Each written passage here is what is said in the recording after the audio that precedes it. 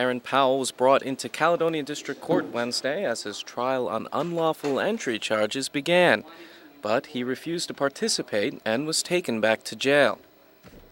Powell is accused of re-entering this house in Lunenburg, a house that he lived in, a house that he says was illegally seized and sold by the bank because of unpaid property taxes.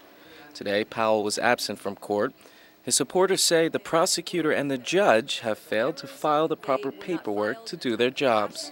And therefore, the offices are just as if they were dead. So we're talking to ghosts in there. And so they are using authority under the illusion of law, but they don't actually have that authority. The foreclosure followed the rules which we as a society have established for ourselves. When the bank acquired title, it had the right to do with it as it saw fit. Just before closing arguments began, Corin Christian stood to challenge the court's authority. Members of the jury, I am a justice of the peace in Washington County. It is very important that you listen to what I say. Aaron James Powell was removed by the very laws Mr. Rosito wants you to uphold on March 24th. And he was forcibly removed from his dwelling house with his children at gunpoint. At that point, Judge Manley ordered the courtroom cleared. Everybody on this side of the room will now be removed and not allowed to participate any further in the trial. On what authority, Kathleen Manley? You have been However, Powell's supporters refused to go. it's a fraud. It's a costume. This is Halloween, and she's wearing a robe, and she looks like a judge, but she's not a judge. Sheriff, they're dragging me out. You said I could stay. You said I could stay. He wasn't in here.